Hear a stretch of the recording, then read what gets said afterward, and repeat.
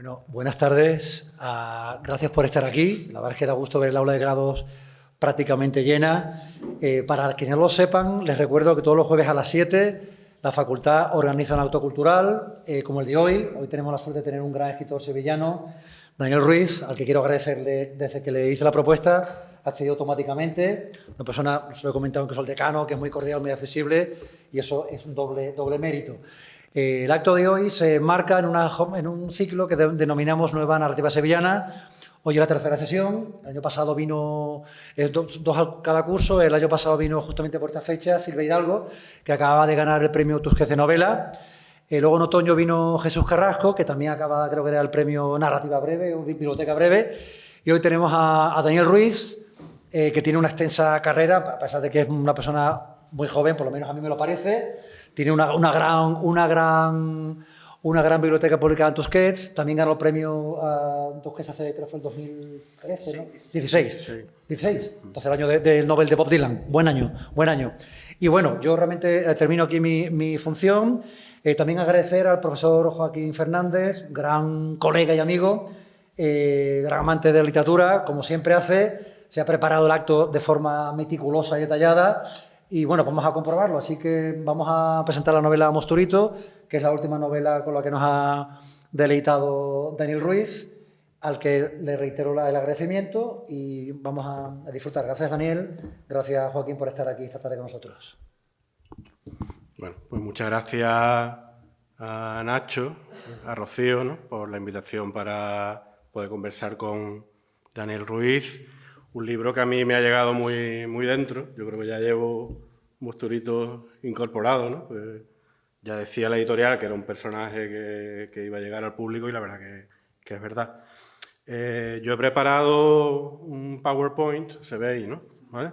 Con todo el universo Mosturito, entonces Daniel que diga lo que él considera oportuno, yo le voy a ir dando un poco la hoja de ruta, ¿de acuerdo?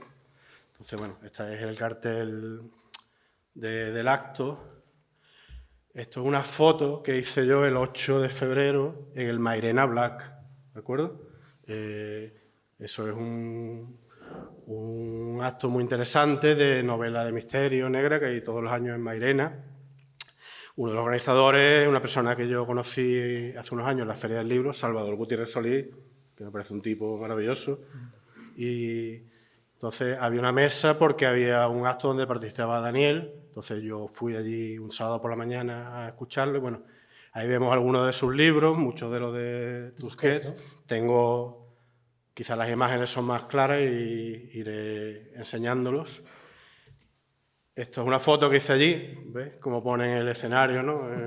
La escena, ¿no?, del crimen, con el Irra, que era es un artista gráfico y fue fantástico, ¿eh? Yo lo pasé muy bien. Veo que los dos estaban en armonía. De hecho, recuerdo que el Irra, sobre todo, fue más bien Daniel hablando sobre la obra de Irra, pero bueno, también lo llevaba a su terreno. Pero el Irra dijo que al leer Mosturito parecía que había pensado en él, ¿no? Como que se reconocía perfectamente. Y yo, la verdad, soy algo mayor que Daniel, pero también me he reconocido mucho, y creo que los que seamos más o menos de aquella época, es una crónica totalmente fidedigna, ¿no?, de un momento, de una educación sentimental, de la historia cultural de este país. Ahí hablaron de cine, que también en el libro hay referencias. Me gustó mucho, por ejemplo, que los dos invocaban a Scorsese y decían una cosa que yo creo que se puede aplicar también a Mosturito, que hay historias locales de Nueva York, de la comunidad italoamericana, de Little Italy, pero con valor universal. Yo creo que esto se puede aplicar a la novela, ¿no?, en un barrio de este radio de Sevilla, pero creo que tiene unos valores universales indudables. Y también el humor, que es muy importante. Yo creo que, aunque Daniel se le ve a veces serio, pero yo creo que tiene un sentido del humor increíble. Me acuerdo que dijo que comentó varias películas que había visto y dice: a mí no me gusta que hablen mucho en las películas. Es curioso porque es un escritor que la palabra, pero le gusta más el lenguaje visual, es verdad, porque a veces se olvida, ¿no?, que es el lenguaje básico. Y dijo: no me gusta mucho que hablen en las películas, a no ser que uno sea Woody Allen. Ahí la verdad que me ganaste bastante. La primera novela importante, fue una novela corta, creo que en el año 98, Chatarra, los nombres son importantes y las imágenes también de las portadas dan una idea ya del universo de Daniel. Esto es la edición 25 aniversario, que la editó El Paseo, y fijaos que dice prólogo y dibujos del autor. O sea que tú también tienes una faceta de dibujante, ¿no? de artista gráfico, y la verdad que me gusta muchísimo la portada. Basada en esa historia, junto con Rodrigo Rodero, Daniel fue co-guionista de un cortometraje, que además se hizo en el año 2004, pero fue preseleccionado para los Oscars. Y no llegó al final, pero tiene bastantes reconocimientos en galardones. Está aquí.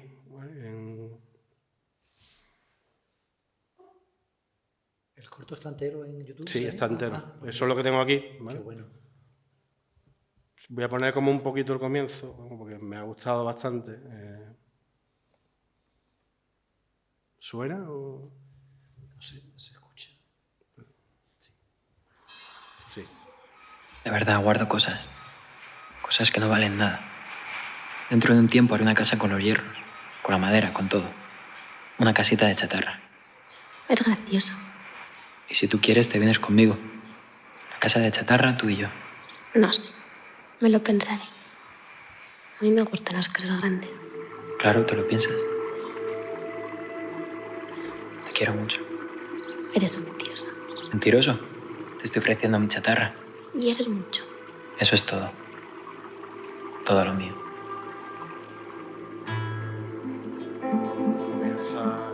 Lo podéis ver, está en YouTube.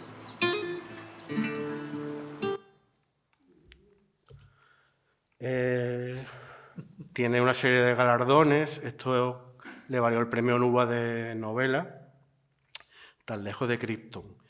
Yo tengo aquí un enlace a un blog. A ver si se abre.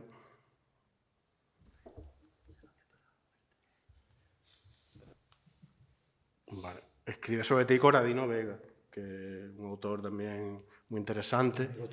Creo que es de la Sierra de Huelva, me parece. Sí, ¿no? es de Río Tinto, ¿no? Río Tinto. Efectivamente. Última novela. ¿no? Y también no lo he traído porque no va a dar tiempo, pero sí vi una entrevista, creo que era en la pandemia, que os entrevistaban o publicaron las dos entrevistas juntas, que tú decías que no parabas de escribir durante la pandemia y después venía y también te preguntaban sobre el futuro de la literatura y venía Corradino, pero me ha parecido muy interesante. Bueno, esa foto, sí, adelantándome un poco, sí. esa foto somos mi hermano y yo, de hecho, Ah. y son las escaleras del sitio que circunstancialmente en el que se ambienta Novela Monstruito, o sea que esa foto involuntariamente está justamente en el contexto de la novela Monstruito. Perfecto, pues eso no lo mi sabía. hermano y yo estrenando los regalos de Reyes, el día después de Reyes. A medio camino entre Star Wars y Gladiator, ¿no? Pero versión hispalense, ¿no? Versión itálica, ¿no?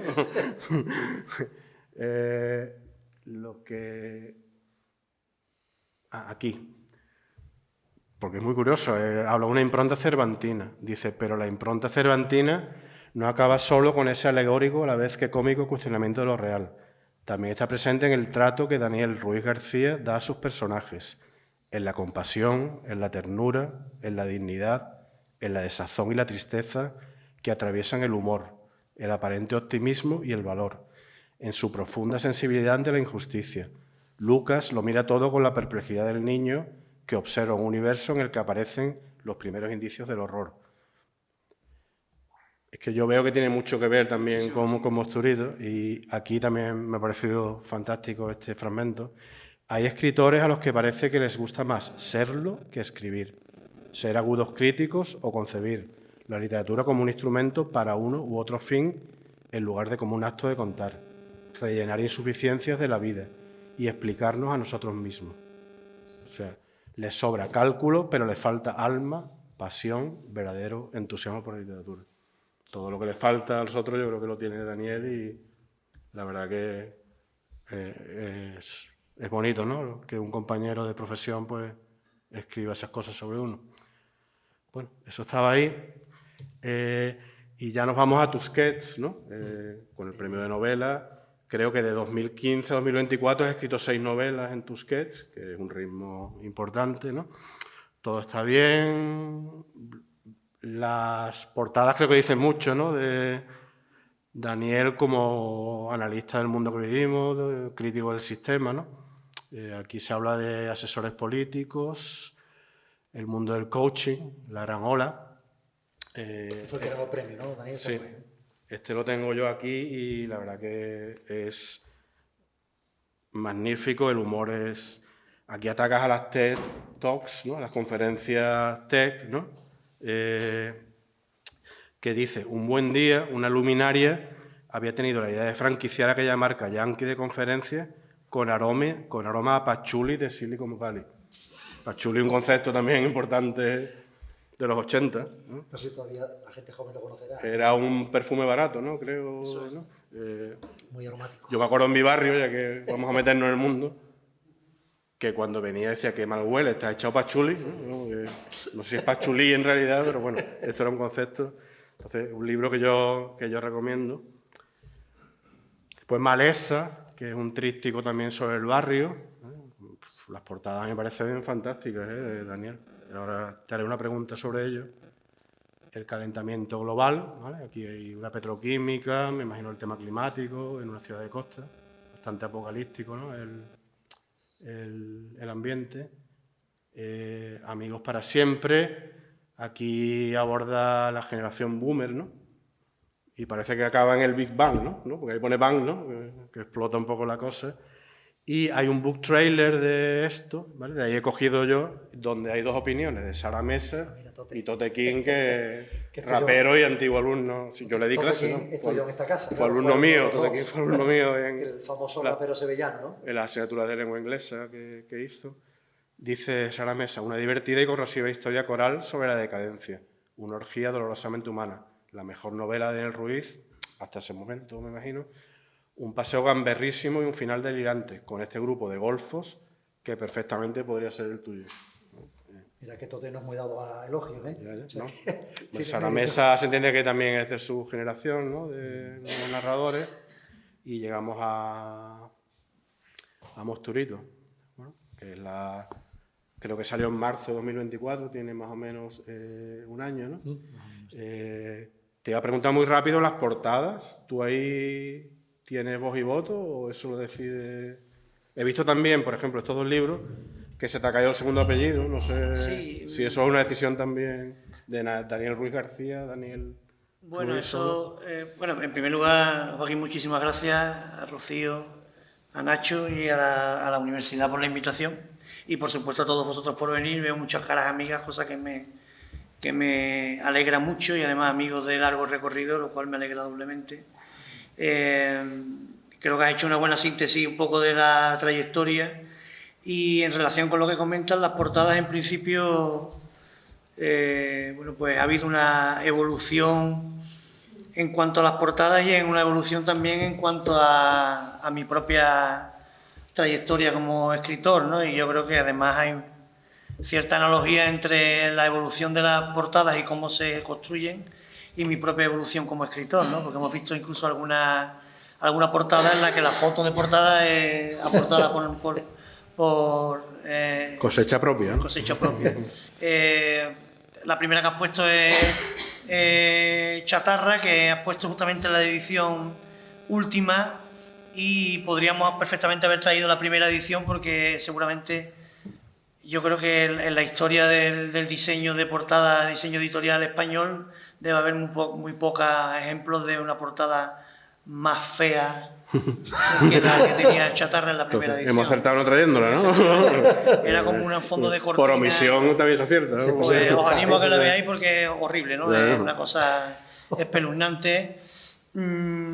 Y hasta que llegué a Tusquets, de hecho, me convertí un poco en un experto en hundir editoriales y en hundir premios, ¿no? Porque, bueno, pues Calambur, que fue la primera editorial con la que yo colaboré, saqué los 2 primeros libros con ellos, siguen, pero pasaron por unas circunstancias muy difíciles durante algún tiempo y acabé también muy cabreado, por qué no decirlo, con ellos, porque bueno, pues durante tantos años de trasiego por editoriales, pues uno tiene que enfrentarse a muchas cosas y no todas son bonitas, ¿no? Y una de las más feas es descubrir la enorme cantidad de piratas que navegan en las aguas del mundo editorial, ¿no? Y una mala experiencia fue con esta editorial, con la segunda novela, donde bueno, ocurrió algo que cualquiera que sea novelista sabrá perfectamente lo que es, y es que, pues que simplemente que no te liquiden por tu trabajo, es decir, que no te paguen por el trabajo realizado, ¿no? Uno piensa que por escribir es una cosa muy noble y muy pasional y muy vocacional, y ya pues hay editoriales que consideran que ya tienen todo hecho publicándote únicamente y no pagándote por tu trabajo, ¿no? Es un trabajo bonito, para mí el trabajo más bonito que existe, pero es un trabajo. Entonces yo estoy muy en contra de esas personas que deciden publicar sacrificando incluso sus propios derechos, y creo que lo mínimo que se debe exigir a una editorial es que te paguen por el trabajo, ¿no? Entonces, bueno, pues allí salí rebotado, ¿vale? Después tuve una editorial que publicó mi tercera novela, que era Perrera, que forma parte de Maleza, del tríptico que habéis visto, que murió con mi publicación, ¿vale? Se acabó la novela y murió. Después gané un premio, que fue el premio Villa de Oria, que también murió el premio conmigo, es decir, publicaron mi libro y tuvieron que cerrar. Y la verdad es que ya llegó un punto que estaba muy mosqueado, porque digo, todo lo que toco tiene malfario, ¿no? Pero a ti la editorial, ¿no? Claro, efectivamente. Y entonces llegó pues Tusqué, se cruzó en el camino, y la verdad es que podría decir que he encontrado un poco mi sitio, porque es un sitio donde me cuidan, me miman, me valoran como un escritor del que hacen un acompañamiento a lo largo de los años, y me siento como en casa, no puedo decir de otra manera, ¿no? Y eso se nota al final en el cuidado con que ellos trabajan los propios textos y también las propias propuestas de las portadas. Efectivamente, es un trabajo compartido, pero la labor creativa la hace quien la tiene que hacer, que es el creativo de la editorial, ¿no? Perfecto. Mira, yo tengo aquí, porque el ciclo habla de nueva narrativa sevillana, yo encontré ese artículo, ¿vale? En el Diario de Córdoba, Nueva Narrativa Andaluza, creo que 2021, y me llamó la atención que no estabas tú. Es verdad que había mucha gente de Córdoba, a lo mejor tirando un poco, pero bueno, está Jesús Carrasco, Sara Mesa, Eva Díaz Pérez, y bueno, ahí tengo tres cuestiones. La primera, nueva narrativa sevillana, nueva narrativa andaluza, el problema habitual de, ¿no?, las generaciones, más allá de la coincidencia cronológica. ¿Tú qué nos podrías decir así resumidamente? ¿Te sientes parte de un grupo? ¿Cómo definirías si hay algo que se llama nueva narrativa sevillana? Porque yo veo muy distinto a todos. Vamos. Para ciclos como el que Nacho y Rocío montan es estupendo, porque permite un poco empaquetar el tema y conceptualizarlo, ¿no? Que es interesante, pero yo no me siento parte de nada más allá de parte de una amistad en general con estos escritores que comentas. Nos llevamos bien, cosa que ya es difícil, porque entre los escritores normalmente pues no es del todo fácil llevarse bien, y yo además soy una persona que no se relaciona demasiado con escritores, la verdad. Mis amistades, digamos, más duraderas y más valiosas están fuera de la literatura, porque en general el mundo literario creo que, bueno, pasará como en muchos otros, pero me parece un mundo donde hay una lucha de ego muy grande, que generan unas ansiedades que a mí me parecen innecesarias para el desarrollo de una vida normal. Entonces, tengo buenos amigos escritores, pero me gusta muchas veces tenerlos lejos, ¿no? Porque ya me valgo yo con mi propio ego, porque para tener más, ¿no? Entonces a mí me gusta figurar dentro de mi grupo de amigos como el amigo escritor, ¿no? Y uno al final aprende a desarrollar un poco modales de ave exótica, ¿no? Soy como una especie de, dentro de mis amigos, como como la cacatúa o el ave tropical un poco, ¿no? Que a ellos... Rara avis suena mejor, ¿no? Eso es rara avis, sí. Entonces, pues a ellos les gusta tener un amigo escritor y a mí me gusta tener amigos que no sean escritores, ¿no? Entonces yo no me ubico, sé lo que se quiere decir, pero no me considero que sea de la nueva narrativa sevillana o andaluza, no me veo ahí, ¿no? Aunque mis temas, especialmente en esta novela, sí transiten mucho por eso, ¿no? Eso casa más o menos con lo que yo había pensado. Creo que esto fue a raíz de Maleza. Juan Ángel Juristo, ABC Cultural, te describe como el especial poeta de la extrarradio de las ciudades españolas. La verdad es que no me gusta... ¿Tú qué piensas de eso? No sé, no me gusta Poeta mucho. de la extrarradio, ¿no? Es que queda como un poco... Las etiquetas también, ¿no? Poeta de esta radio me suena una canción de Melendi, o sea, me da un repeluco terrible, ¿no? Y Barbie de no sé qué tiene, ¿no? Sí, Barbie de esta radio, algo así. Sí. Entonces, no me gusta. Bueno, pero entiendo lo que quiere decir. Lo que quiere decir es que yo en mis novelas... voy a decir una palabra que a mi mujer le parece horrible, porque la utilizo siempre. Yo me considero un autor muy periférico, ¿vale? Y mis novelas siempre un poco están en la periferia y en el extrarradio. Entonces, en ese sentido sí entiendo lo que quiero decir. Me interesa mucho, digamos, lo que está en la parte de fuera de lo central, ¿no? Y toda mi literatura y mis preocupaciones van un poco por ahí, ¿no? Yo siempre pongo el ejemplo de... Ahora que mi hijo se acaba de sacar el carnet de conducir, del espejo retrovisor, lo que no se ve en el espejo retrovisor, pero muchas veces tenemos pegado aquí y tenemos que tener especial cuidado, ¿no? Lo que está un poco en los márgenes, ¿no? Se podría decir también. Entonces, con esa parte sí me quedo más conforme. Lo del poeta de esta radio me suena, ya digo, a canción de Melendi y me da un poco de mal rollo. Sí. Pobre Melendi, pobre Melendi. Tenemos algo que se llama visión periférica de los humanos, que es importante, vamos. Sí, porque además a mí... a mi mujer le va a volver a dar coraje, pero siempre yo primero me considero una persona que está un poco fuera del centro, ¿no? Porque al final eso también te quita muchas ansiedades, no tener que vivir en Madrid o en Barcelona para el tema literario, pues te ahorra de momento muchísimo compromiso, ¿no? Y tener que abrazar muchas espaldas innecesarias y ejercer y dedicar muchas horas a cosas que no son literarias, sino más bien son de relaciones públicas, ¿no? Entonces, yo lo he percibido con gente que vive en Madrid y en Barcelona, que se les nota una ansiedad de tener que estar un poco en la pomada en todos sitios. Entonces, yo me considero periférico en el sentido de que no estoy en ese centro, pero es que encima dentro de Sevilla yo vivo un poco a la afuera de Sevilla, ¿no? Y entonces me siento un poco doblemente fuera de eso, ¿no? Y además, a todo esto no me relaciono con ámbitos puramente literarios más de lo preciso, es decir, no es muy raro que yo pise una universidad, creo que debe ser la tercera o la cuarta vez que yo vengo a la universidad, porque ni siquiera en el ámbito académico me siento muy a gusto, porque yo me considero un escritor muy callejero, ¿no? Que respira la calle, que vive la calle. Entonces, pues me siento en ese sentido un escritor más vivencial, más que intelectual, ¿no? Eso que has contado me ha recordado en el atletismo las carreras de 1500.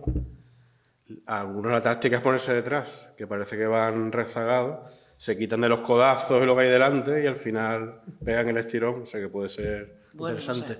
No sé. Tú has centrado en Poeta de Radio, en Extrarradio, pero yo te traía por lo de poeta, evidentemente, las etiquetas le puedes dar el valor que uno quiera darle, hasta cero, ¿no?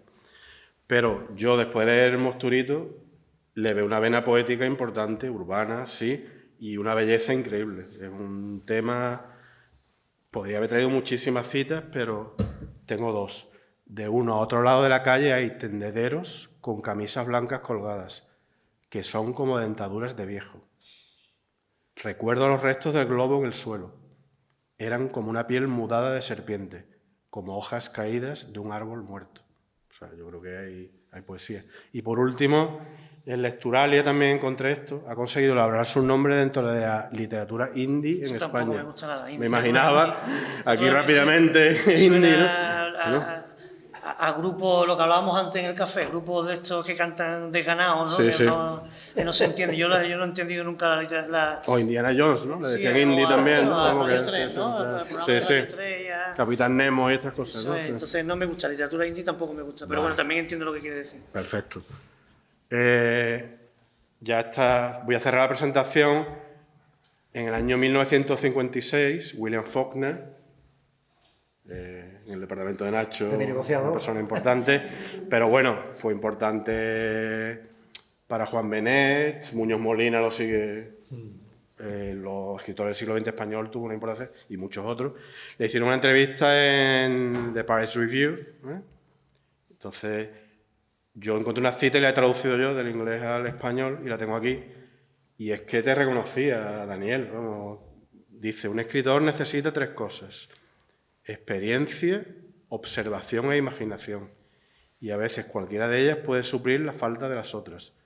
Para mí, una historia suele empezar con una idea, un recuerdo o una imagen mental. La escritura de la historia es simplemente una cuestión de trabajar hasta llegar a ese momento, para explicar por qué sucedió o qué provocó a continuación.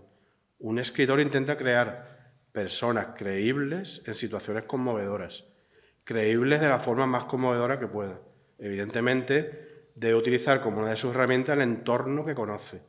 Yo diría que la música es el medio más fácil para expresar, ya que fue lo primero en la experiencia y la historia del hombre.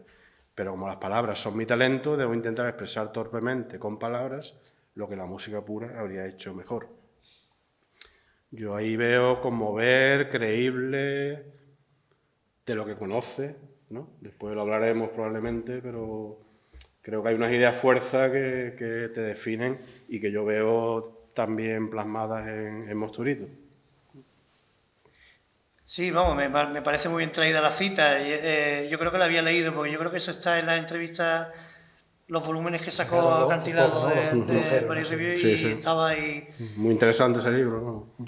Y sí, la tradición de Forner, me gusta también la tradición de Hemingway, pero la tradición de Forner me gusta más incluso antes de Forner, ¿no? En los últimos tiempos he estado leyendo la vasta biografía de James Joyce, de William Boltman, que es Basta con V, ¿no? Eso es, que es un mamotreto increíble. Y James Joyce un poco es el que marca un poco este principio de la literatura, digamos, de la experimentación y de llevar un poco, de retorcer el lenguaje hasta el límite, ¿no? Y entonces, cuando lees esa biografía te das cuenta de que James Joyce era un sinvergüenza, un borracho escatológico, que le gustaba todas las guarrerías del mundo y que incluso a pesar de todo era lo más antiintelectual del mundo, ¿no? Aquí se le estudia mucho la facultad a Joyce. Sí, ¿no? Aquí tenemos un grupo de... Y hay un Joyce. autor que es un gran olvidado, que es P.J. Don Levi, que es un escocés que murió hace poco tiempo, que tiene una novela muy célebre que se llama El hombre de Mazapán, y tiene otra que se llama Cuentos de hadas en Nueva York, y está un poco en la senda de Joyce, pero incluso me gusta más, y es un tipo que escribe retorciendo el lenguaje por una manera súper divertida, ¿no? Y uno sale de sus novelas con la sensación de haber vivido más intensamente los minutos, no sé si me entiendes, ¿no? Sí. Y es lo que yo busco muchas veces escribiendo, ¿no? Yo siempre cuento la misma anécdota y habrá aquí gente ya que la habrá escuchado. A mí con La Gran Ola me invitaron a un club de lectura en Sevilla, y era un club de lectura, esto se graba, ¿no? Bueno, da igual. Era un club de lectura... Se puede editar luego. Uno ya con los años pues visita muchos clubes de lectura y cada uno tiene su idiosincrasia, ¿no? Y entonces este era un club de lectura como muy peripuesto, ¿no? Que iban señoras que venían de la peluquería justamente para el club de lectura, después había una cena en un sitio muy bien, todo muy, ¿no? Y entonces, después de comer, que comimos maravillosamente, eso es lo bueno fue lo bueno de ese club de lectura, había una mujer que estaba que todo el tiempo de la cena me miraba realmente como malhumorada, ¿no? Y entonces llegó el momento del debate de la novela, y entonces la mujer me dijo muy indignada que no le había gustado nada mi novela, que le había producido incluso indignación porque ella leía todas las noches con la intención de conciliar el sueño, y que la novela le había resultado tan desagradable, tan inquietante que le provocaba que no podía dormir, ¿no? Entonces terminó el acto y le dije: señora, muchísimas gracias. Y la mujer no comprendió por qué le daba yo ese agradecimiento, pero es que ella involuntariamente me regaló el mayor elogio que pueden hacerme hecho nunca como escritor, ¿no? Que es lo que yo busco además como lector, ¿no? Novelas que te revuelvan y que de luego te quiten el sueño, ¿no? Sí, sí. Vamos a la novela, ¿vale? Digamos, el tipo de novela. En ABC Cultural dices, El Lazarillo de Tormes es la novela española de iniciación más cafre que hay. Entonces, yo te he oído decir, bueno, o te han preguntado por la picaresca aquí, ¿no? Tú has hablado de novela de iniciación también, de educación sentimental, memoria sentimental. Yo creo que hay mucho de ello. Mira, aunque sea también desde el punto de vista de la pintura, te voy a apoyar lo de la picaresca. Murillo, Niño asomado a la ventana. Todos recordamos la exposición que hubo de Murillo. Bueno, una de las grandes aportaciones, una pintura que hasta entonces los protagonistas eran la aristocracia, los reyes, ¿no? O personajes mitológicos, le dio el primer plano, protagonismo a la periferia, vamos a decirlo así, social, y además elevó la dignidad, que yo creo que pues yo en Busturí tuve una dignidad, con eso me he quedado también. Dice, me tomo un sándwich de nocilla y me voy a la terraza porque está a punto de sonar la alarma del recreo. Así que me quedo allí mirando hasta que suena la sirena y la gente empieza a salir al patio. Es divertido mirarlo desde aquí, todos andando, corriendo, como hormigas. Incluso Doña Anita, también Doña Anita y Doña Maripaz, y el director, todos como hormiguitas minúsculas. Esto es cuando lo han expulsado del colegio y él desde su terraza ve el patio, que a mí me gusta mucho eso. Y bueno, aquí hay una cosa para los que sean cinéfilos, El tercer hombre, Orson Welles y Joseph Cotten, en el Prater de Viena, cuando se suben, Arriba, ¿no? la metáfora es la misma. Están viendo, sabemos el personaje de Welles, ¿no? Sin escrúpulos, y dice, tú mira porque son hormigas, como diciendo, da igual, son puntos, no son como despersonalizando. Me acordé de eso también. Esto es una cosa interesante porque no lo había pensado, pero es verdad, ahora que lo has dicho me he acordado de esa escena. Y es interesante y porque, arriba, claro, también. Porque uno al final muchas veces cuando escribe, no escribe sin saber que está manejando referencias, pero las referencias están dentro del pozo de uno, ¿no? Y esa está, sin duda, porque a mí esa película me voló la cabeza en su día, bueno, todo Orson Welles en general, ¿no? Pero sí, además he visto esa película un montón de veces, pero no la tenía voluntariamente esa referencia en la cabeza cuando escribí eso, pero sí, pues, es esa misma imagen. Y eso, picaresca, iniciación, ¿no? Educación bueno, a mí sentimental, ¿tú cómo definirías la novela? La novela que a mí me hizo escritor fue El guardián entre el centeno, ¿no? Que la leí estando en el tiempo de instituto y fue una novela que me sorprendió mucho, sobre todo por el tono con el que estaba contado, que era un tono muy informal de un chiquillo que se escapa de casa, que vive una vivencia, y después supe con los años que eso era un Vitus Roman, era una novela de iniciación, ¿no? Que yo no sabía lo que era eso. Pero después la vi reproducida, vi que era lo mismo que estaba contando El Lazarillo de Tormes y después, cuando seguí leyendo, pues la encontré también en La educación sentimental de Flaubert, ¿no? Que fue otra de mis lecturas que más me influyó, ¿no? Y desde siempre había tenido ganas de contar una historia de eso, de una educación sentimental, que al final es lo que cuenta Mosturito, ¿no? Entonces, tenía ganas de construir una historia de educación sentimental, pero que fuera la mía propia, porque hay mucho, al contrario de otras muchas novelas mías, bueno, uno siempre pone mucho de sí en cada novela, es inevitable, ¿no? Pero en esta, muy explícitamente, muchas cosas del personaje tienen que ver conmigo y sobre todo del contexto en el que se desarrolla esa historia, ¿no? Entonces, eso de sándwich de nocilla y de la terraza, yo, donde vivía en Sevilla, mi balcón daba a una terraza que daba al colegio, que era mi colegio, ¿no? Que de hecho mi madre en algunas ocasiones, cuando se nos olvidaba el bocadillo en casa, pues tiraba el bocadillo desde el tercero y llegaba al patio del colegio, ¿no? También se tira la cesta esa con polea, ¿no? Porque abajo había un taller, ¿no? Y entonces nosotros, no sé si vas a contar algo de eso, pero nosotros en la novela se cuenta la historia de una mujer muy gorda que en la novela se llama Cisca, que era una mujer gordísima que salía en pelota en el balcón. Y el divertimento de todo el patio del colegio era ver a esa mujer horondísima, ¿no? Que le caían las carnes hasta el punto de que le tapaban el sexo, ¿no? Esa mujer también está en la novela, pero esa mujer es real. O sea, esa mujer está inspirada en mi historia personal. Sale ahora después. Y hay muchas cosas en esta novela que tienen que ver con mi propia vivencia, ¿no? Vamos al estilo, ¿vale? Y eso te da pie también para ahondar más en lo que estabas apuntando ya. Dice, también era Cultura de Sevilla, de Sevilla, Daniel Ruiz, la calle es lo que me ha hecho escritor, mucho más que los libros. Yo creo que ya has dado ciertas pinceladas sí, que apuntan abunda y lo que también no decía ir eso. con los Está grupos, pensando sino... Muchas veces los fotógrafos te hacen poner pose horrible, porque eso es una pose absolutamente impostada y antinatural, ¿eh? Sí, todo empezó con Cinzano, ¿no? Con el Martini y es, eso, y a partir de ahí...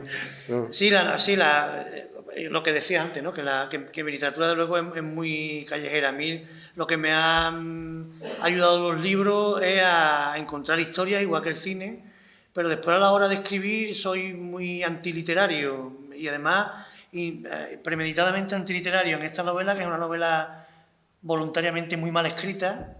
Justamente lo que buscaba era eso, ¿no? Porque también quería reflexionar, ahora hablaremos de eso, del sentido de lo que es escribir bien y escribir mal, ¿no? Mira, te voy a pasar... Perfecto. Para que...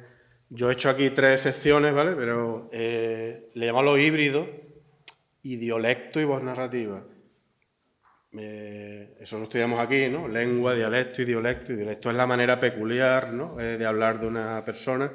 Pues claro, aquí se podría pensar que tú estás intentando llevar el andaluz oral a escrito.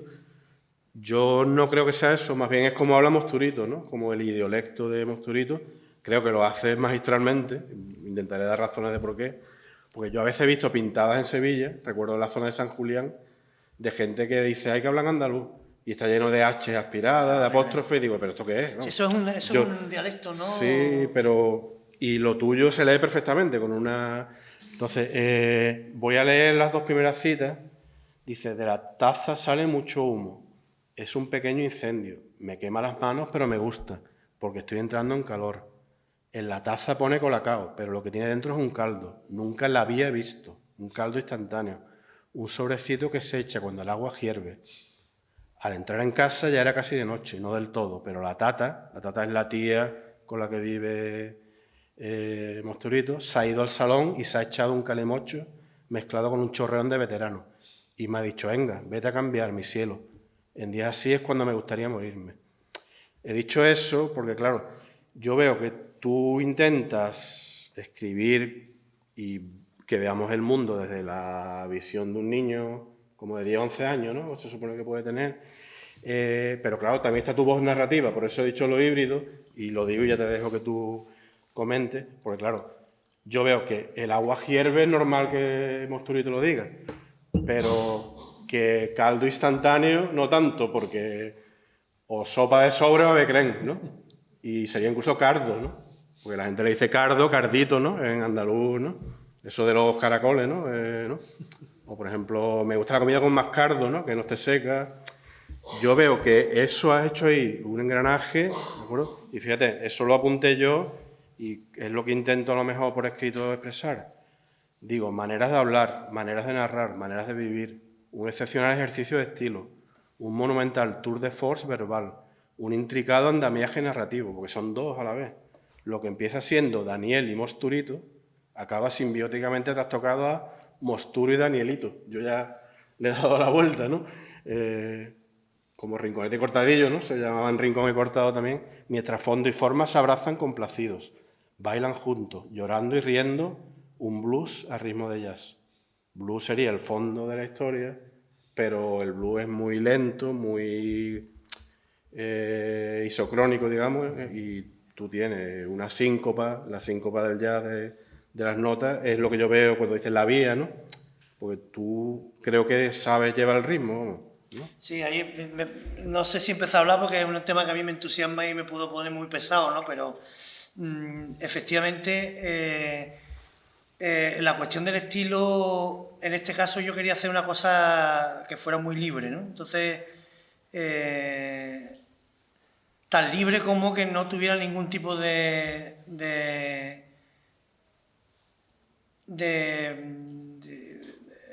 corrección o de apariencia normativa, ¿no? Hasta el punto de que alguna gente que la leía al principio me decía, oye, al corrector de Word lo habrás vuelto loco, ¿no? Y efectivamente, porque el corrector de Word, que de hecho lo deshabilité a partir de esta... porque yo escribo a mano, lo deshabilité a partir de la transcripción de esta novela, se volvía loco porque me quería corregir continuamente las expresiones.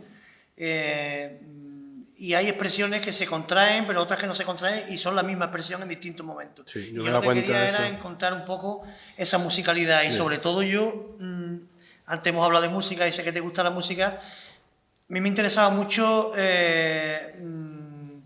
intentar trasladar a la literatura, al estilo literario, el estilo del punk primigenio, ¿no? De esos primeros discos de punk que uno escucha el Nevermind the Bolos de los Sex Pistols y escucha esa suciedad, ¿no? Ese ruido que tiene, esa sensación amateur, ¿no? Y lo que le queda a uno al final cuando escucha ese disco es la fiereza que tiene, ¿no? La rabia que tiene, ¿no?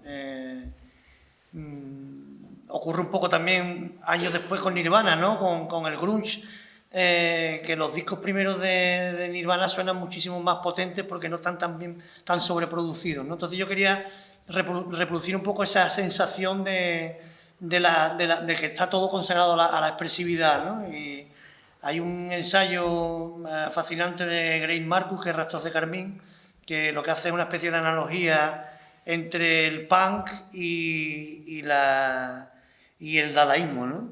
Y las corrientes de vanguardia de principios del siglo XX y cómo ya estaba ahí todo el deseo de expresividad por encima de las convenciones y de lo normativo, ¿no? Y cómo eso al final encuentra ecos en el punk, ¿no? Yo creo que hay una tradición que se sale de lo académico y de lo normativo, que lo que busca es la rabia en la forma de contar, ¿no? Entonces a mí me interesa muchísimo, en el caso literario, la literatura que trasciende la norma. Por ejemplo, una novela, hablando de lecturas que a mí me influyeron mucho, fue La naranja mecánica, ¿no? De Anthony Burgess, ¿no? Donde él crea un lenguaje, ¿no? Y es un lenguaje tan fascinante que ni siquiera hacía falta ese diccionario que él pone al final, ¿no? Para que no nos perdamos, porque uno se deja guiar por la musicalidad de esa forma de contar y crea un propio lenguaje, ¿no? Que es lo que a mí me parece fascinante, ¿no? Y se ha hecho literatura más o menos andaluza, por ejemplo, con La vida perra de Juanita Narboni, de Ángel Vázquez, que propone un texto que es brillante porque crea un propio lenguaje que está solo ahí, ¿no?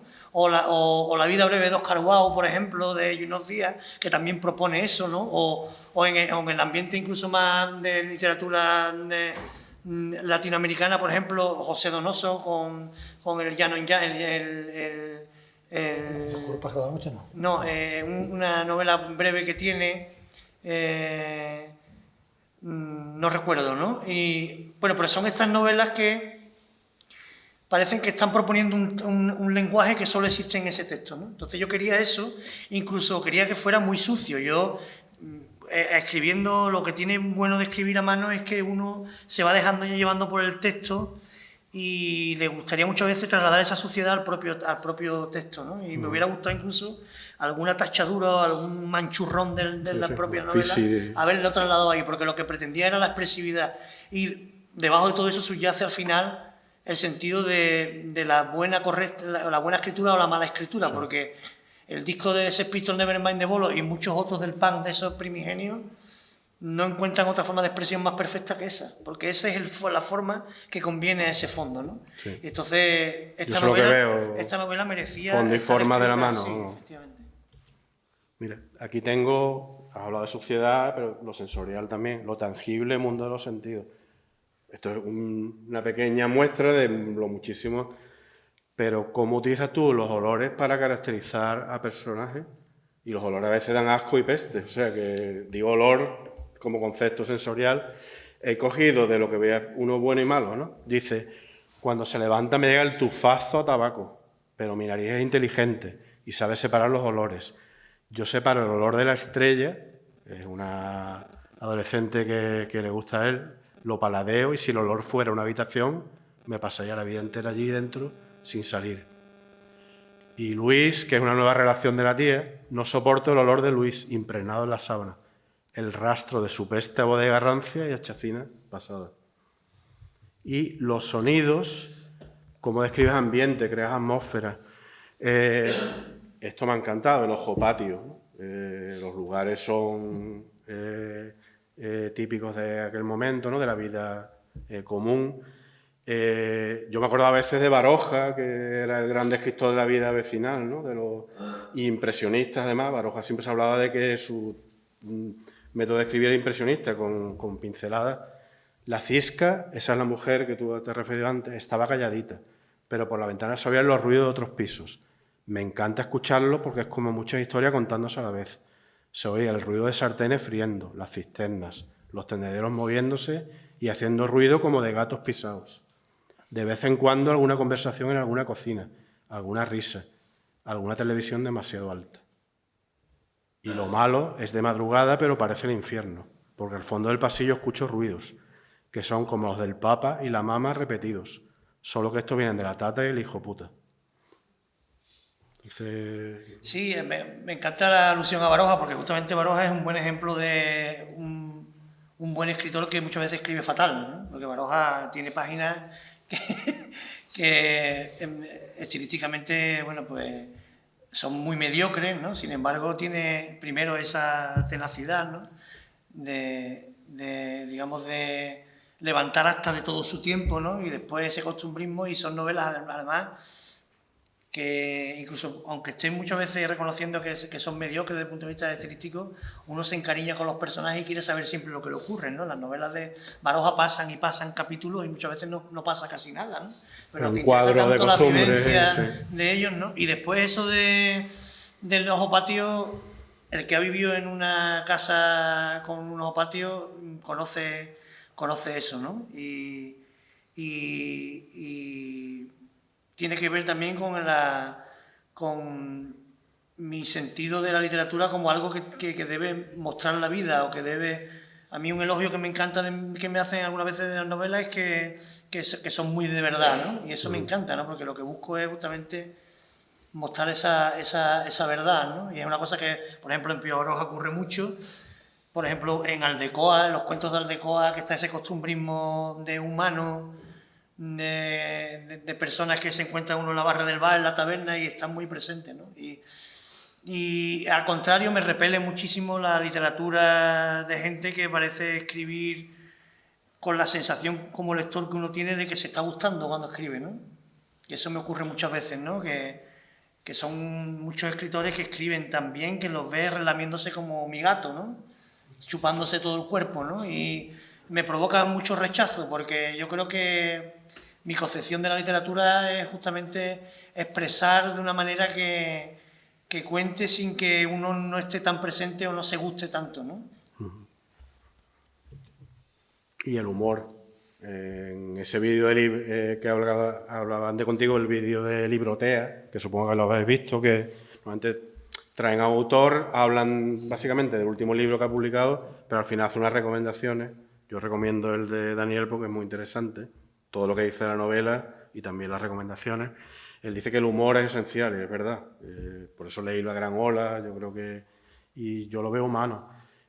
Esto se lo dice la Tata a Mosturito. Y me dice, anda, venga, así me gusta, que el mundo lo hicieron para reírnos.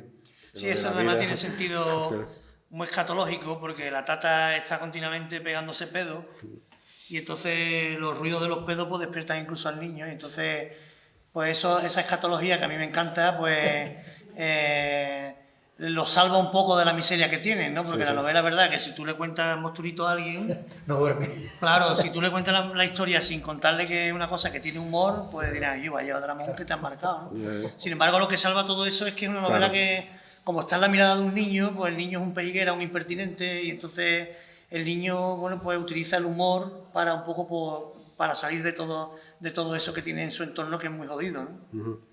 Que a mí me parece en general como terapia no solo literaria, sino vital, esencial, ¿no? Que veamos las cosas con humor siempre, porque si no, yo creo que sin humor estaríamos, no podríamos, yo por lo menos no podría sobrevivir. Ahí he sacado unos extractos, sí, ¿no? Lo veo ahí Doña Úrsula, su señorita de catequesis, que tiene comentan más bigote que bigote Roset, ¿no? Eso es una coña muy de nuestra época que mucha gente no comprende. Pero lo del supositorio sí, claro. La indición, ¿no? Ahí está, ¿no? Y la gorda ya está con la radio. Es que la Cisca, esa persona, tiene como unos problemas mentales, entonces hace como si fuera la radio, y Mosturito lo escucha por el ojo patio, eso es muy interesante. Dice, ya está con la radio, hoy toca Carrusel Deportivo, gol en las gaunas, marcó Logroñés, eso fue un clásico también, ¿no?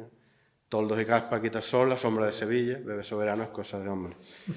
Y a mí, Bueno, bueno, eso tiene que ver, quiero decir, esta mujer que yo he hablado antes, que vivíamos encima de ella, esa mujer en el ojo patio hacía eso. Ella durante todo el día se levantaba por la mañana y se dedicaba a radiar.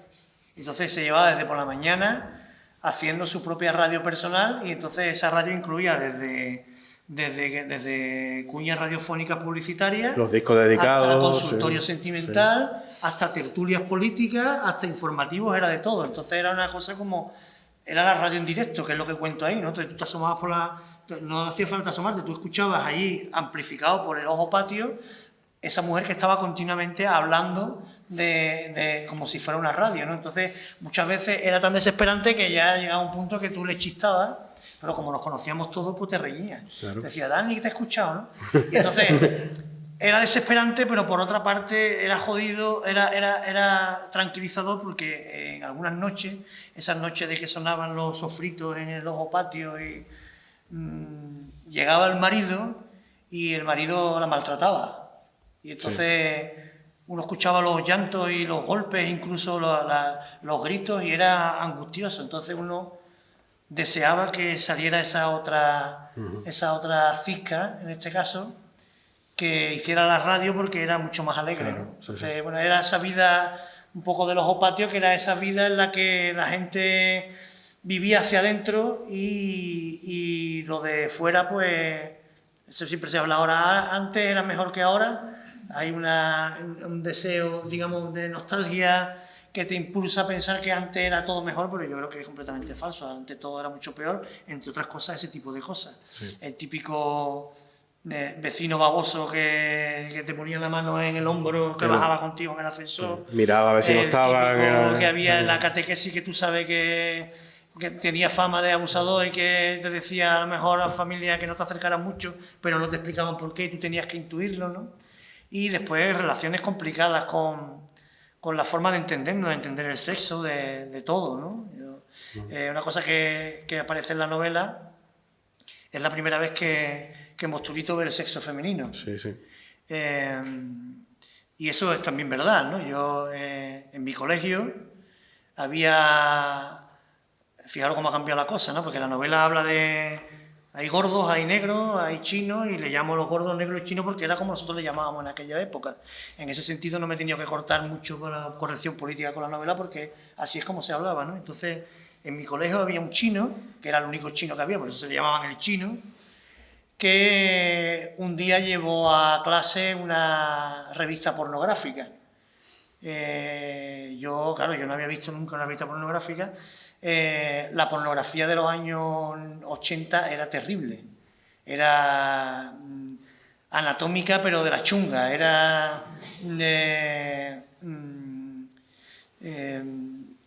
mucho pelo, ¿vale? Fotografía poco cuidada, con, bueno, pues imaginaros chochos sonrosados que parecían lo que aparece en esa novela, ¿no? Cuando yo desplegó aquel chino esa página doble y vi a una mujer despatarrada con aquella cosa en medio, me recordó a un murciélago, ¿no? Un murciélago, sí, eso lo dice. Mosturito, ¿no?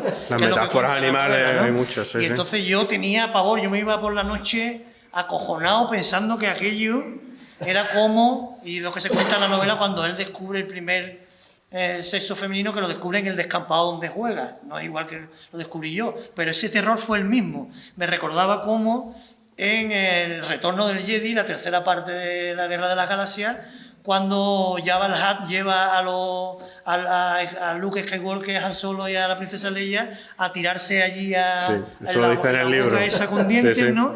Y aquello era para mí el chocho de una mujer, ¿no? Entonces, ese miedo es una de las cosas que también está presente en esa novela, en la forma en la que tiene el niño de descubrir el mundo, porque descubre el sexo de esa manera, igual que él descubre el amor de otra manera, descubre la violencia, igual que descubre, por ejemplo, los olores. Es una novela muy sensorial, porque cuando uno tiene 11 años, yo intentaba reproducir un poco el pensamiento de un niño de 11 años, y yo recuerdo más o menos que a los 11 años la vida era un descubrimiento casi cada minuto, y los estímulos eran tan importantes, los visuales como los olfativos, como los táctiles, ¿no? Y es un poco lo que pretendo reproducir ahí, ¿no? Y al final es una educación sentimental que tiene que ver un poco con el descubrimiento del niño del mundo, y una de las cuestiones era, por supuesto, el tema del sexo. Y bueno, lo de Pimpinela, que es apoteósico. Eso también tiene que ver con mi propia historia personal. Sí. Vamos, que he encontrado aquí, no lo voy a poner, porque ya... Sí, porque mi madre ponía Pimpinela de pequeño, que le dio por Pimpinela, y a mí me entraban unas ganas de llorar terrible, porque yo decía, ¿cómo puede gustarle a mi madre? Mira lo que te he encontrado. Estos tipos que están todos continuamente peleándose, ¿no? Pimpinela en la Expo 92. Ese estúpido desconocido hace ya mucho tiempo que no habla conmigo. Te juro que es verdad todo lo que te digo. No vuelvo a molestarme, no te entenderé. Ese estúpido desconocido. Trabajo de cámara también. El tema del barrio, los lugares, ¿vale? Eso es vital. Yo tengo aquí muchísimos sitios que efectivamente definen una época. Le llamamos geografía urbana, barrio y periferia, el salón recreativo, las atracciones de feria y los coches locos, el puesto de Encarni, los supermercados, Prica y Spar, el mercado, los bancos, los soportales, el descampado, la casa de la loca, la COPE, que era una cooperativa donde se metían los punkis. Esto es un vídeo, de Ramoncín, que lo han llevado al barrio suyo. Lo dejo ahí por si alguien lo quiere ver, del Mundo, y es muy interesante. Él vuelve, sale un amigo, me recuerda mucho a la novela también, dándole un abrazo, no ve cómo está el amigo, sí, ¿no? Todo eso. Y Silvio, esto puede ser el bar donde está Luis, ¿no? Sí, perfectamente. Sí, perfectamente. Tiene una canción mítica, Ese es mi barrio, ¿no? Que él define también con los olores, los porritos humeando, me acuerdo yo, ¿no? Que el domingo él lo asocia con... Entonces dice, eras alegre como un anuncio, ¿no? Eso lo dice muy al principio de la canción.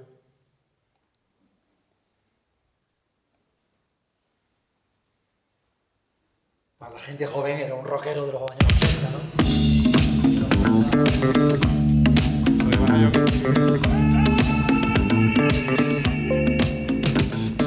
Dando un tropezón entre mi sombra, ya borracho de pasado vacío, soñolientos sentimientos vagabundos. Eras alegre como un anuncio.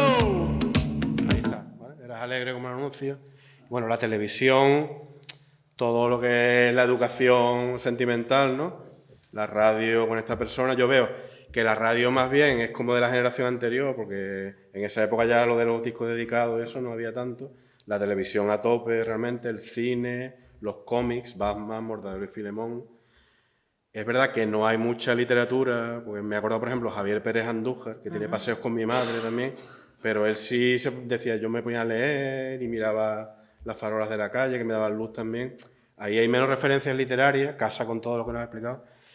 Pero lo de Eras alegre como un anuncio, dicen Mosturito, lo mejor de la tele cuando hay fútbol son los anuncios, pero solo los ponen a la mitad del partido.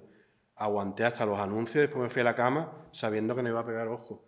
Como que no le gusta el fútbol, también él lleva unos zapatos ortopédicos, le invitan a jugar y tampoco quiere, es un problema también que tiene, y le gustan los anuncios de la tele, ¿no? Me acordé de lo de Silvio. Hemos hablado de supermercados, ¿no? A Prica van a robar, ¿no? No sé si Simago desapareció, ¿no? Pero Simago se conoció popularmente como Simango, ¿no? La gente iba allí a robar. Entonces, esto lo ha encontrado un niño, dice, escribe contrario. Frío, calor, alto, bajo, bonito, feo, día Carrefour. Que parece la filial china de Carrefour, ¿no? O sea, entonces, pero digo, esto es Mosturito total, ¿no? Y bueno, la casa de la loca, porque eso viene además en la presentación del libro, todo el mundo sobrenatural. Es verdad que es muy curioso, también al principio del siglo, las sociedades secretas, ¿no? La literatura inglesa, el espiritismo, pero bueno, todo en versión Sevilla, ¿no? Es una casa que se supone que hay fantasmas, y te traigo el Corral de Lucía porque me parece maravilloso, ¿no? Sección estilo de vida. O sea, estilo de vida sobrenatural, ¿no? O de otra vida será, ¿no? Porque la misteriosa aparición de la chica de la curva en la carretera del Tomillar de Dos Hermanas. Esto es el periódico, ¿eh? Experiencia paranormal del monologuista Juan Amodeo en el Teatro Nuevo Paté. El misterioso encuentro. Una familia sevillana afirma haber visto un ser desconocido en su patio. Terror nocturno en Pino Montano, ese ilustrado. investigación paranormal revela un estremecedor mensaje a través de la Spirit Box. Oye, pero hay un mercado de eso, ¿eh? Sí, sí. Y a veces Eso también... es Bautista, no sé si lo conocéis, que es un experto en todas estas cosas. Es que yo os digo, yo no fui a Magdalena Misteriosa, pero fui a Triana Misteriosa. Es una persona con esa gente, por eso lo he puesto. Esto es de mi correo que me lo mandan. Guiarte es una empresa de Sevilla, de actividades, entonces organizan estas cosas y fui por el tema sociológico. Entonces yo fui con él a una ruta paranormal de Sevilla y, por cierto, sale el cine Fantasio que tú lo comentas. Sí, sí. Creo que es Paje del Corro. Nos puso varios amigos con los que he ido yo al cine Fantasio. Aparte de la Casa de la Loca, la Ouija del Michi, me parece, ¿no? Sí, también, sí. que estaba de moda. De hecho, hubo una película de Ouija. Bueno, es que yo creo que todos los de mi generación hemos hecho la Ouija. Claro. Y todos hemos buscado a Begoña, que por lo visto en otros sitios tiene otros nombres. Sí, sí. Y después el cine Fantasio, yo me acuerdo que el divertimento era ir a ver la película y después ir al servicio para ver las manchas en el techo que se supone que dibujaban las apariciones, ¿no? Sí, sí. Pues ya digo, yo estuve en una ruta de esas. La tele. Todos los personajes de la época. Uri Geller. Uri Geller creo que era un judío, un israelí, pero asentado en Estados Unidos, que se hizo de oro porque decía que tenía poderes. Doblaba cucharas y arreglaba relojes. Yo lo recuerdo, yo siendo un niño, este programa de Íñigo. Lo trajeron, fijaos ahí, empezó doblando cucharas y dijo, pero esto era la televisión como servicio social. Dijo, quien tenga un reloj estropeado en su casa, ¿no?, que lo saque. Y yo me acuerdo en mi casa buscando, pues el tío decía que a través de la tele arreglaba los relojes. Y el 1, 2, 3 dice, una mierda para Uri Geller y las cucharas, ¿no? Eso lo dice Mosturito. Y después dice, todos ellos sonriendo y aplaudiéndome como si acabara de ganar el piso en Torrevieja del 1, 2, 3. 1, 2, 3 es un programa mítico, había 2 grandes premios. El coche o el apartamento de Torrevieja, Alicante, que es verdad que acabó ya en chistes, ¿no? Pues yo me acuerdo la gente de mi barrio que decía, yo creo que cuando te dan el apartamento y llega hay una gente viviendo ya. O sea, que es mentira, abres la puerta y te lo encuentras allí como de ocupas o algo de eso. Y es que es curioso porque he encontrado esto, que ya te los pongo en relación.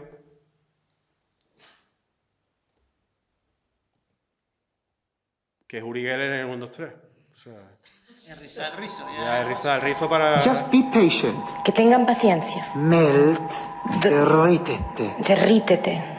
Very soon, the metal will become soft. Dentro de poco el metal se pondrá muy suave. Yes, the camera will look at it. Just give me time. Melt, derrítete. And you people at home, don't do anything yet. La gente en casa que no hagan nada todavía. No. Help me. Que le ayuden. Piensen todos que se derrita, que se derrita. Yes.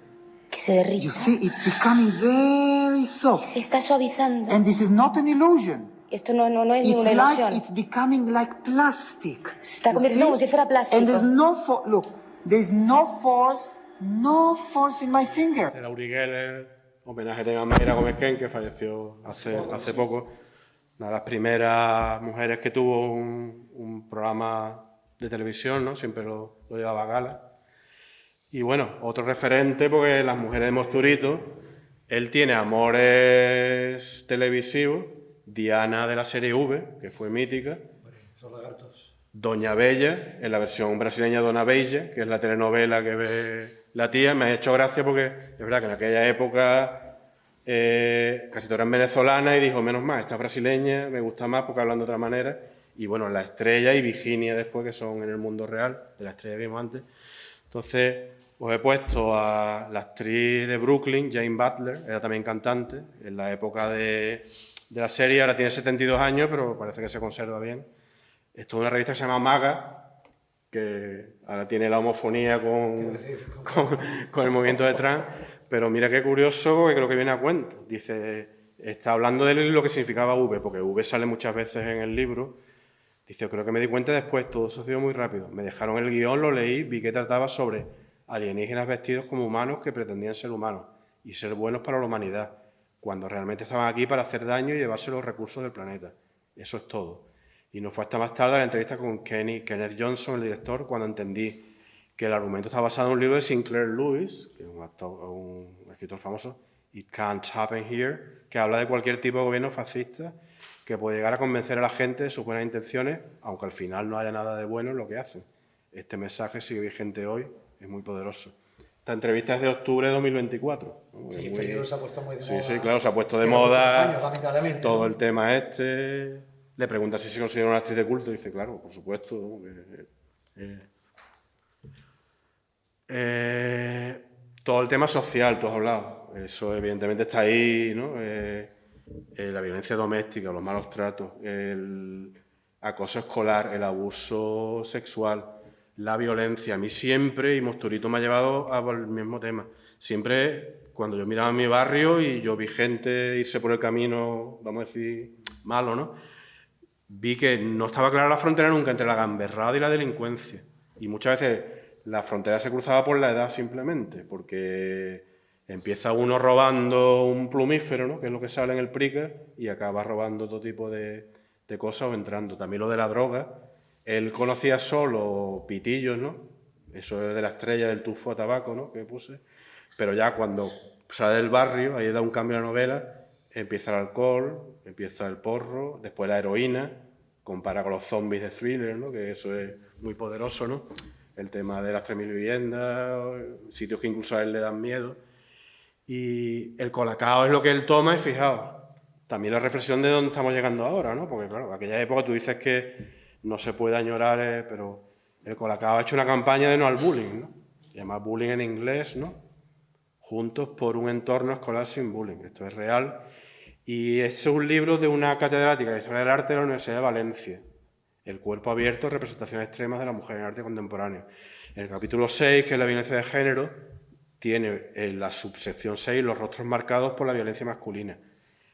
Y Mosturito, ya no hace falta que me cuente, lo sé todo. El papa cabrón mató a la mama, pero el daño no quedó ahí. Esta frente abombada, esta cara estrujada, Mosturito contrahecho. Lo del labio fue lo único de nacimiento. O sea que no solo las mujeres, toda la familia, el niño en este caso, ¿no? La madre murió, pero el niño ha quedado pues ya marcado y es lo que le lleva también a ser discriminado, ¿no? por sus compañeros. También, porque ya casi es el final y después tú puedes comentar lo que quieras, Daniel, me ha interesado muchísimo el tema de la religión. Me ha sorprendido porque de pronto irrumpe en la historia la religión y la Virgen, pero claro, la religiosidad más allá de lo popular, la propia, igual que había idiolecto, hay su propia religiosidad, y dice, porque él va a un centro de menores, igual que tú has dicho lo de en el cine fantasio, un poco sobrenatural, él cuando está en el cuarto, que comparte con otras personas, uno gitano, otro parece homosexual, vamos, todos tienen algo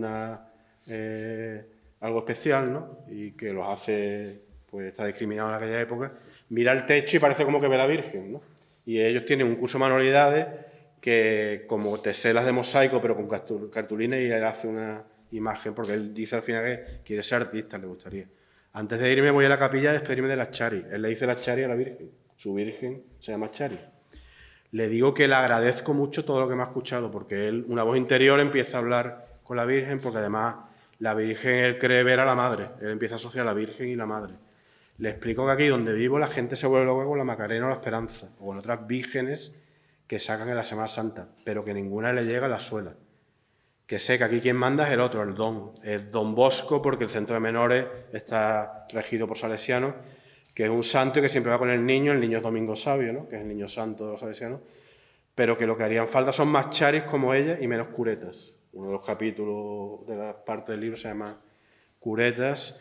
Entonces, he pensado el arte que puede hacer este niño, y de ese libro anterior de la historiadora del arte, esto primero lo encontré en la Facultad de Turismo, que yo también doy clase, estaba preparando el libro y me encontré esto y le hice una foto porque me pareció increíble. Digo, esto es Mosturito también, porque esto es el día 15, o sea que todavía tenía oportunidad, ¿no?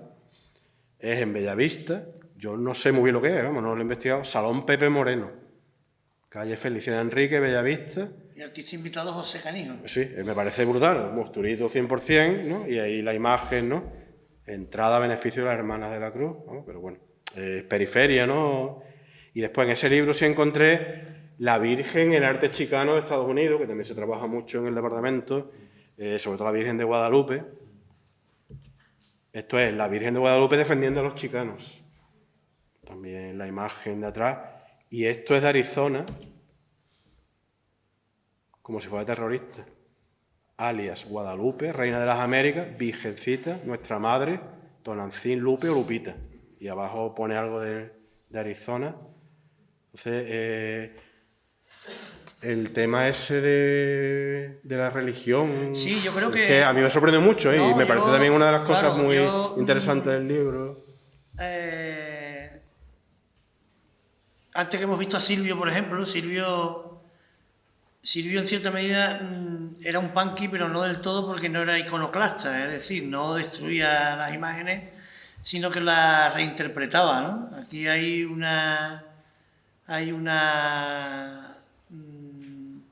movimiento en Sevilla que entiende la religiosidad desde un punto de vista popular, que lo que hace es resignificarla, ¿no? Y hay una tradición, ¿no? Está el propio Pájaro, ¿no? Que tocaba con Silvio, ¿no? Y que hace música reinterpretada de Semana Santa, o este grupo que está tan de moda de música que utiliza las marchas y le mete un rollo tecno, ¿no? Y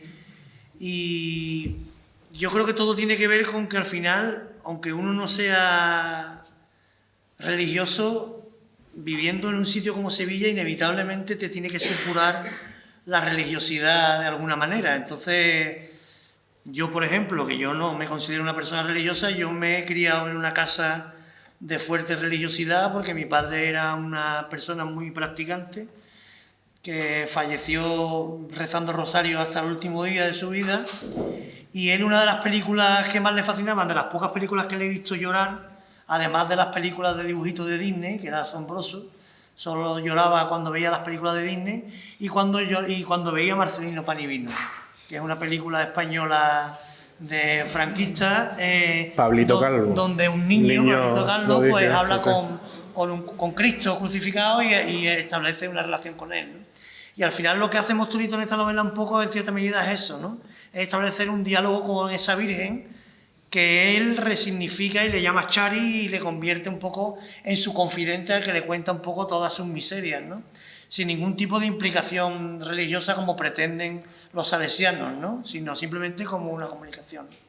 Y creo que esa forma de percibir la religiosidad en Sevilla entre determinada gente me parece que tiene una gran riqueza, ¿no? Porque aporta un matiz que no tiene nada que ver con la ortodoxia, es una cosa puramente heterodoxa, pero que creo que es muy interesante, ¿no? A mí, por ejemplo, me gusta ir a la madrugada, llevo varios años yendo y me parece un espectáculo estético fascinante, ¿no? Porque hay una integración ahí de lo popular con lo religioso muy chulo, ¿no? Yo, una de mis madrugadas más hermosas, el otro día lo recordaba con mi mujer, que recuerdo, fue una de las que yo iba, y mi padre salía en el Calvario siempre, y como el Calvario es de las primeras que se recogen de madrugada, pues yo iba a recogerlo y después él y yo recorríamos la madrugada y acabábamos en el Vizcaíno tomándonos una cerveza cuando por allí pasaba la Macarena, que le hacía un saludo a la... no recuerdo cómo se llama la Virgen que está justamente al lado, ¿no? Montesión, ¿no? Montesión. Y entonces el Vizcaíno, que normalmente es un escenario fabuloso para todo, en ese momento era un paisaje riquísimo, porque estaban los borrachos que llevaban allí toda la madrugada, olía una peste a anís terrible, una peste a cerveza, gente muy borracha, pero a la misma vez gente que estaba allí, y es un paisanaje que no es para nada cofrade en el sentido puro, pero que es riquísimo en cuanto a, digamos, a confluencia de gente que le dan un estilo de sevillanía muy propio, ¿no? Que yo creo que estamos perdiendo ese sentido de sevillanía inevitablemente, pero si hay un reducto, yo creo que todavía está por esa parte de la zona norte de Sevilla, de la calle Feria, de toda esa parte que ha aguantado todavía un poco el chaparrón de toda esta invasión que estamos teniendo de las trolleys, ¿no? Y me parece una sevillanía muy interesante y muy recuperable. También está, por ejemplo, en la literatura, En Canijo, ¿no? La novela de este hombre que cuenta la historia de un adicto a la heroína, ¿no? y está, por ejemplo, mucho en las películas de Alberto Rodríguez, ¿no? De Grupo 7, cuando van allí a la taberna esta a tomar la sangre de Cristo de Gallochí, ¿no? Sí. Y está presente en muchas realidades de gente que está creando desde Sevilla, desde una mirada distinta, que no es iconoclasta, sino que lo que hace es apropiarse o hacer un replanteamiento y una resignificación de los iconos, ¿no?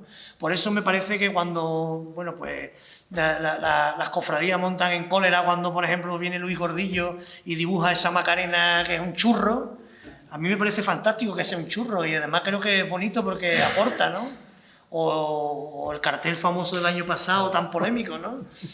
Yo creo que todo eso construye a una mirada de Sevilla muchísimo más amplia y muchísimo más rica de lo que tenemos, ¿no? Y si pensamos ya en literatura, si nos metemos en la tradición de Ya me callo, de los escritores que en los 70 un poco salieron un poco para ese movimiento que hubo de los narraluces, ¿no? Que, bueno, pues estaba ahí Grosso, ¿no? Que Grosso construía desde Valencina de la Concepción con una novela sobre un costalero, ¿no? Que le provocó la rabia de mucha gente y sin embargo crea una forma de Sevilla, ¿no? O ese premio Planeta de Ferran, ¿no? Que habla de los remedios cuando se está construyendo, que cuenta la historia de un guardajurado de los remedios, ¿no? Y son realidades de Sevilla que aportan mucho, ¿no? Y creo que tenemos que tener una mirada muy amplia y ahora que estamos un poco en todo lo del 27 y también toda la reconstrucción de esa Sevilla, de esa mirada yo paso todos los días por delante cuando voy a trabajar, por delante de la Plaza de España, ¿no? Y miro allí al escultor, ¿no? Y en Barcelona tienen a Gaudí, que ha sido magnífico para la creación de una nueva ciudad, ¿no? Pero aquí tuvimos esa impronta, ¿no? De ese hombre que transformó totalmente la ciudad, ¿no? Cuando uno dice que Sevilla es bonita, en buena medida también tiene que ver con esa aportación de la exposición del 29 y todo lo que hubo, ¿no? Y entonces, si nos hubiéramos cerrado, nos hubiéramos quedado únicamente en el barroco y no toda esa parte de construcción de esa Sevilla. Y yo creo que la Sevilla tiene que construirse replanteando un poco los referentes y reinventándose. Y esa reinvención yo creo que no tiene que dejar de lado, desde luego, la religiosidad, sino reinterpretarla, ¿no? Yo con esta es la última diapositiva para dar también oportunidad a que quien quiera conversar con Daniel, claro. Sin destripar nada, ¿vale? Pero bueno, el mar también es un momento importante. En la mayoría de las partes de la novela, Mosturito solo ha visto el mar en la televisión, es curioso, ¿no? Pero bueno, cuando lo veis, con esto, lo de poeta sin extrarradio, en este caso, pero la vista es igual de impresionante. Hay olas pequeñas y olas grandes, y la arena es fina, fina. Estos otros rasgos de estilo, que se podrían hablar, igual que los símiles, pero la reduplicación esta por repetición lo utiliza mucho, ¿no? Me pegaba fuerte, fuerte, o la arena fina, fina. Y sobre todo está la sensación de algo inmenso, que no cabe en la mirada, ¿vale? Entonces, para mí, bueno, yo soy de Huelva y uno de mis poetas preferidos, Juan Ramón Jiménez. Te dejo estos versos, ¿vale? De Animal de fondo, ya como conclusión. Estás aquí en el mar como formado ya del todo, como en espera, en plena fe de nuestros movimientos naturales.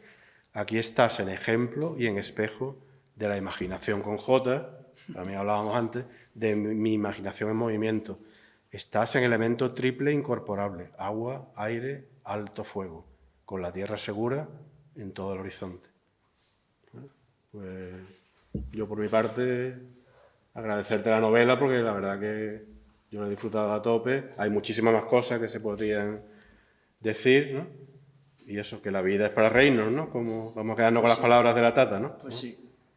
Pues muchísimas gracias, Joaquín. Bueno, muchísimas gracias, Joaquín, como siempre, por tu minuciosísima preparación. Me alegra haber pensado en ti de nuevo. Ahora tenemos unos 10 minutos para preguntas. Si Daniel Yo sí, no sé si está muy cansado. No, yo ¿No? vosotros, Después ya de este espero. aluvión de información que nos ha traído Joaquín, tenemos tiempo para preguntar, para reunirnos juntos, para hablar del Colacao, para lo que os apetezca, para hablar de Bigote Rousseff. ¿Alguna pregunta, alguna duda por ahí? ¿Alguien que quiera comentar algo? Venga, tenemos una pregunta, venga. ¿De dónde viene el título? ¿La que significa? Bueno, pues viene de... El título pretendía ser un poco un reflejo de cómo está escrita la novela. Porque todo el mundo cuando le dice monstruito te dice el monstruito, ¿no? Le digo, no, monstruito no, monstruito. Y tengo que hacer la obligación de corregir, ¿no? Entonces la novela entera es una novela que se lee con la intención, si lo lees muy normativamente, de intentar corregir cómo está escrita, porque está escrita mal. Es decir, los monstruitos son monstruitos y las palabras están mal escritas y todo está premeditadamente mal escrito. Y entonces el sentido de la historia es que Monstruito es el personaje principal porque a él le llaman Monstruito. Le llaman monstruo porque se meten con él de pequeño porque es un niño muy feo, es un monstruo realmente.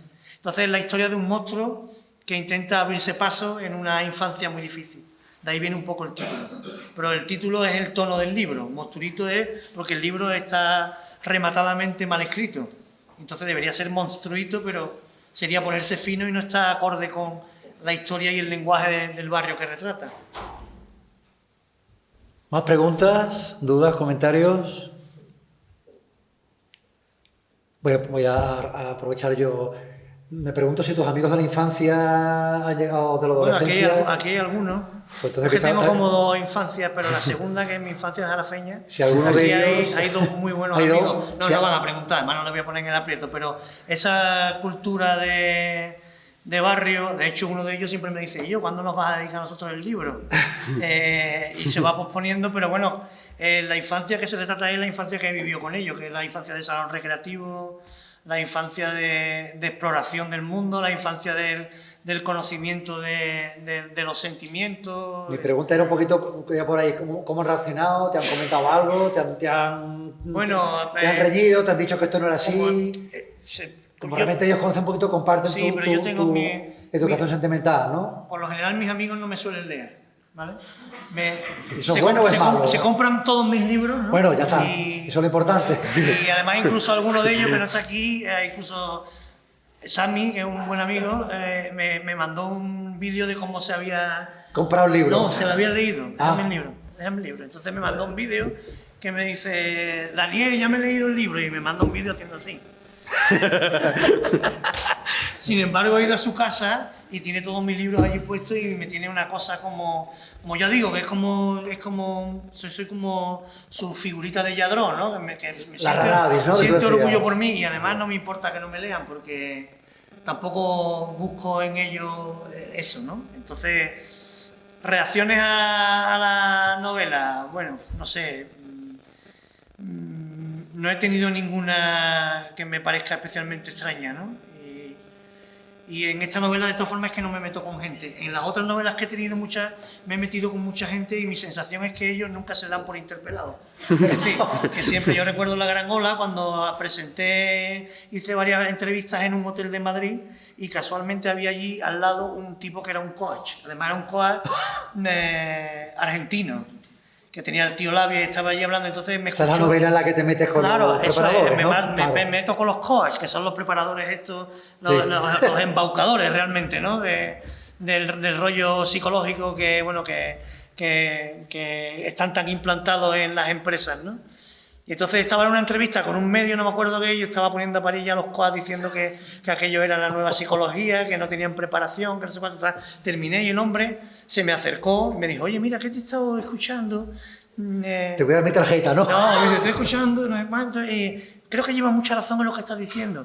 Y entonces me dijo, yo soy coach, pero no soy como el que tú estás diciendo, porque yo soy de los buenos. utilizo otra técnica. Y, digo, claro. Y eso suele pasar, ¿no? Me meto con mucha gente, pero la gente nunca se da por aludida, con lo cual es formidable. Y bueno, cuéntanos un poquito, pregunta inevitable, planes que nos puedas contar. No, ahora estoy en otro proyecto, pero bueno, ya estoy muy metido en otro proyecto y... ¿Otra nueva novela? Sí, ¿no? Sí, porque al final lo de escribir es como una cosa que es casi orgánica, que cuando no escribo estoy de un mala leche, genero un ambiente familiar. Sí, ya voy por alguna cara que es cierto, sí. Y entonces, cuando estoy en periodos de escritura es cuando mejor estoy. Entonces, cuando no estoy escribiendo, estoy en unas situaciones que mentalmente me afectan mucho. Entonces, necesito estar escribiendo. ¿Escribes a diario, por ejemplo? Sí, ¿Tienes un ritmo? Escribo normalmente todas las mañanas antes de ir a trabajar, y más o menos una hora y media, lo que me cunda, y al día siguiente y así. Eso, comentó Joaquín que publicaste en tus varias novelas en un plazo. Bueno, relativamente... escribo más o menos cada 2 años, intento tener un texto, novela, ¿no? Sí, más o menos. Pero vamos, no tengo un programa, quiero decir que es porque me interese. Por ejemplo, de Mosturito me ha pasado una cosa, y es que tiene un estilo tan pringoso, tan contagioso, que me ha resultado muy difícil salir de él. Porque, aunque estoy escribiendo ahora, hasta los 2 años después de escribir Mosturito, no he sido capaz de encontrar una novela con un tono, porque para mí escribir es sobre todo, tener una historia es sobre todo encontrar un tono. ¿Y qué pasa? Que el tono de Mosturito es tan contagioso, tan pegajoso, que empecé como 5 o 6 proyectos, incluso los desarrollé y los deseché todos, hasta que he encontrado un tono que me ha convencido. Entonces, eso también es jodido, cuando hay un estilo muy expresivo, como es el caso, cuesta mucho salir de él. ¿Esta fue la novela que más te costó escribir, Daniel, o no necesariamente? Es la novela que más me ha costado corregir. ¿Corregir? Sí, porque era muy difícil hacerle entender a los correctores, claro, que está mal. Yo pensaba en tus sketches quién corregiría este manuscrito, ¿no? Porque... No, ahí me dejaron, porque lo bueno de los textos que son muy libres es que no te hacen muchas apreciaciones de corrección, y eso es fantástico también. No se meten porque creen que el texto funciona per se, ¿sabes? Entonces, la novela que más me ha costado corregir ha sido esta, y es la que peor está escrita, la paradoja que tiene, ¿no? Entonces, bueno. Bueno, también es lo que tú buscabas también, sí, ¿no? Lógicamente, o sea que al final lo has conseguido, ¿no? Eso es. ¿Más preguntas? Dudas. Venga, una pregunta aquí en primera fila, Rocío. Sí, y al hilo de lo que decías, ¿vas a seguir experimentando con el lenguaje? Porque a mí eso sí es algo que me parece... Sí, seguramente sí, porque... O sea, como has dicho que a ti te interesa... Sí, me interesa, sí, a mí, sí. Además yo siempre, desde la primera novela que he hecho Chatarra, que tenía una pretensión de experimentación con el lenguaje, porque es lo que a mí me mueve y me interesa, ¿no? Entonces, en la novela nueva quizás hay menos experimentación, porque he querido hacer una novela decididamente formal, ¿vale? Pero sí, a mí me interesa jugar con el lenguaje, porque creo que es algo que yo tengo creo que tengo dos atributos principales. Uno de ellos es fuerza de voluntad, que tengo muchísima, si no hubiera escrito tanto y de manera tan pesada. Y después creo que tengo mucho oído. Y necesidad de volcar ese oído sobre lo que escribo. Yo no tengo ningún problema en que cuando vamos a una reunión sea el primero en llegar y que los demás lleguen muy tarde, porque yo con poner el oído a la terraza, a lo que hablan los demás, pues ya me entretengo, ¿no? Para mí es un regalo formidable, lo escribí el otro día en el ABC, venir todos los días en metro a Sevilla, porque yo nada más que poniendo la oreja o bicheando las conversaciones de los que tengo al lado con el móvil, o nada más que observando comportamiento, a mí eso ya es como un segundo desayuno, ¿no? Entonces, eso al final yo lo vuelco en las novelas, ¿no? Y eso tiene que ver también, claro, con el lenguaje, con la experimentación. O sea que sí, seguro. Si te parece, para terminar, porque tampoco te queremos agotar, como tenemos mucha gente joven, mucho alumnado afortunadamente hoy, si tuvieras que recomendarles, se me ocurren novelas recientes de literatura española o, en fin, o de cualquier tipo de literatura, ¿cuál recomendarías tú para gente que está con 20 y pocos años, que a ti te parezca, que te haya marcado, que te haya gustado? Recomendaría El guardián entre el centeno por la proximidad de edad, ¿no? Que como para mí fue una novela que me influyó muchísimo. ¿Todavía te sigue marcando tanto? No, pero en ese momento sí me influyó mucho, ¿no? Y después pues recomendaría García Lorca sin duda, y Poeta en Nueva York. Para mí el texto que me hizo que hubo un interruptor en mi cabeza en cuanto a la dimensión de la metáfora y del valor que tiene la plasticidad en la poesía fue Poeta en Nueva York, ¿no? Que fue para mí un deslumbramiento, ¿no?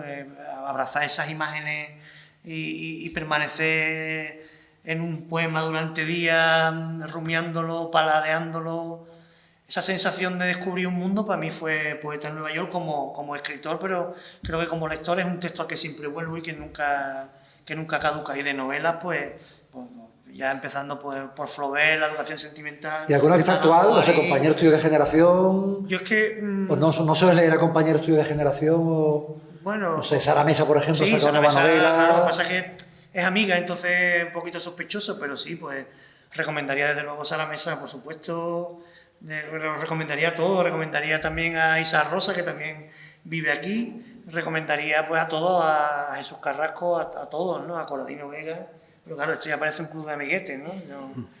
De literatura actual, yo es que tengo a mí me agobia mucho toda la recomendación y todo el hype que hay con la literatura actual, y yo normalmente tengo un criterio, es esperar 5 o 6 años para leer una novela que recomienden.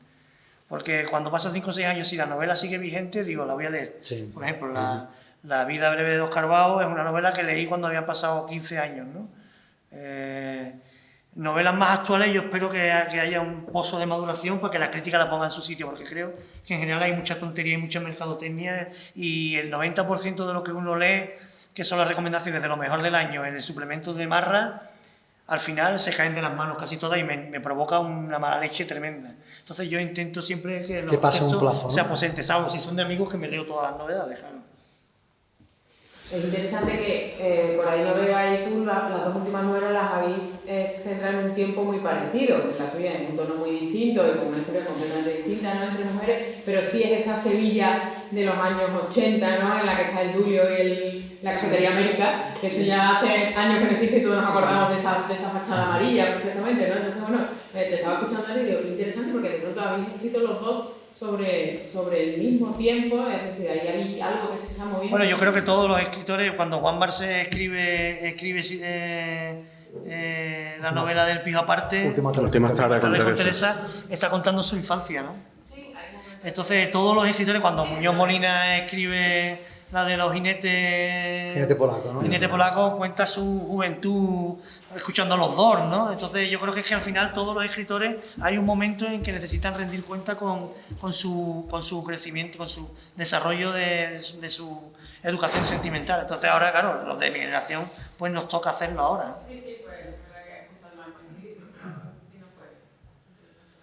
Pues entonces terminamos aquí. Muchísimas gracias. Primero a Daniel, a Joaquín y a todos ustedes. Muchas gracias.